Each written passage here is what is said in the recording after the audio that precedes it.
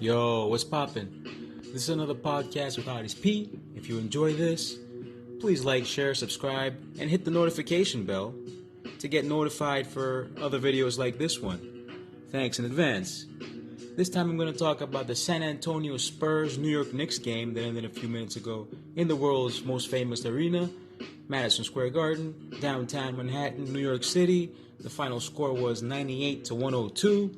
The New York Knicks got the win. And we needed this win because we want to get the fourth seed. Home court advantage, baby. Alec Burks had a season high of 30 points, which was amazing, especially because of the fact that he just came back from missing 11 games. He had COVID-19. Well, okay, the Spurs are not as good as they used to be in the past, but they still have Greg Popovich, who's a hell of a coach.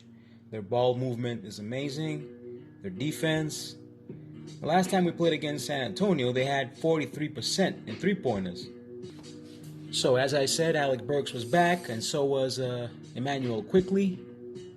But Derrick Rose was out with a minor injury. Elfrid Payton made a bad start. Wrong decisions.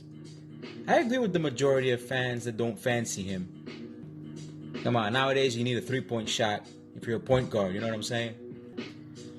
Nerlens Noel is second in blocks. Rudy Gobert is first in the league. That proves that Nerlens Noel is actually value for money.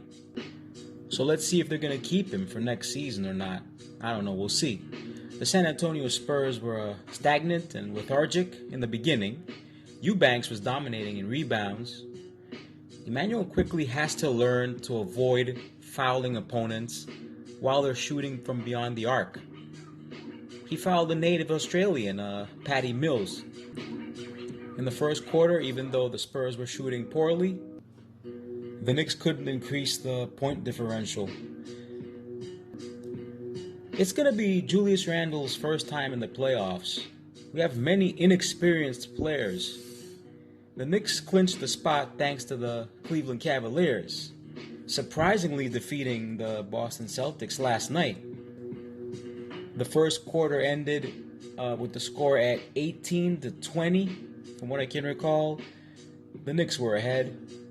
The Spurs improved their game in the second quarter. Ntilikina hit a three.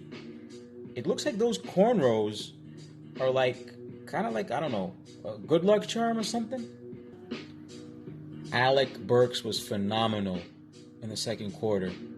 The Spurs were in the lead, but thanks to Burks, the score was 43-46. In the end of the first half, the Knicks maintained their lead. I mean, Alec Burks was crafty. He filled in Derrick Rose's shoes as far as I'm concerned. Coach Tibbs got a technical in the beginning of the third quarter, so it wasn't a good start for the Knicks.